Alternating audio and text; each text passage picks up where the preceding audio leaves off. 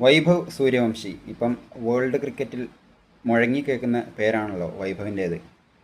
അതായത് next generation super star എന്ന് തന്നെ വിശേഷിപ്പിക്കേണ്ട ഒരു കളിക്കാരൻ തന്നെയാണ് വൈഭവ്. 15 വയസ്സായിട്ടേ ഉള്ളൂ.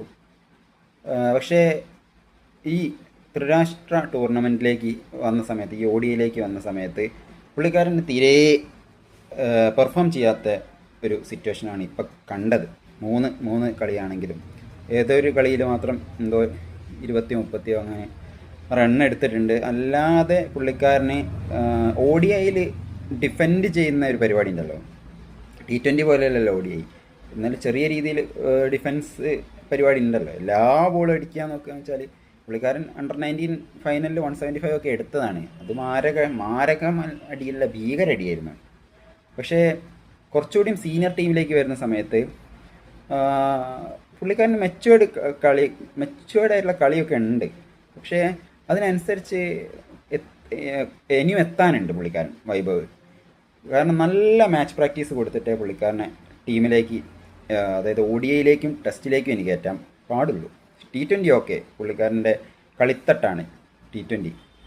പുള്ളിക്കാരൻ ക്ലച്ച് പിടിച്ചു പോയി. പക്ഷേ അഗാർക്കർ എന്താണ് പറഞ്ഞത്? അഗാർക്കർ ആരോ ഒന്ന് പിന്നെ പറഞ്ഞു, വൈഭവിനെ ആദ്യം പരീക്ഷിക്കാൻ പോകുന്ന ടെസ്റ്റിലാണ്. എന്തിന്? ഒരാവശ്യമല്ല. പുള്ളിക്കാരൻ നല്ല മാച്ച് പ്രാക്ടീസ്, രഞ്ജിയും പിന്നെ മറ്റേ വിജയ് ഹസാരെ ട്രോഫി ഒക്കെ കളിപ്പിച്ചിട്ട് മാത്രം സീനിയർ ടീമിലേക്ക് എടുത്താൽ മതി എന്നാണ് എൻ്റെ ഒരു ഒപ്പീനിയന്.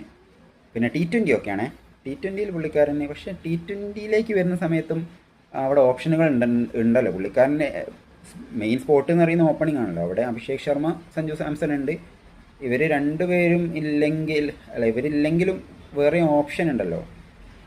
പിന്നെ തിലക് വർമ്മനെ എന്തുകൊണ്ടാണ് വൈസ് ക്യാപ്റ്റൻ ആക്കിയതെന്ന് എനിക്കിപ്പോഴും മനസ്സിലായിട്ടില്ല. എനിവേ വൈഭവിൻ്റെ ഒരു കാലമായിരിക്കും ഇനി വരാൻ പോകുന്നത്. ഇനി 2027 വേൾഡ് കപ്പും എയിം ചെയ്തിട്ട് പുള്ളിക്കാരനെ സെറ്റാക്കി എടുക്കാനുള്ള ഒരു പ്ലാനും ഉണ്ട് ഇന്ത്യൻ ടീമിന്. സോ വരുന്ന അയർലൻഡ് ഇംഗ്ലണ്ട് പര്യടനത്തിൽ കാണാം വൈഭവിൻ്റെ പൊട്ടൻഷ്യൽ എന്താണെന്ന്.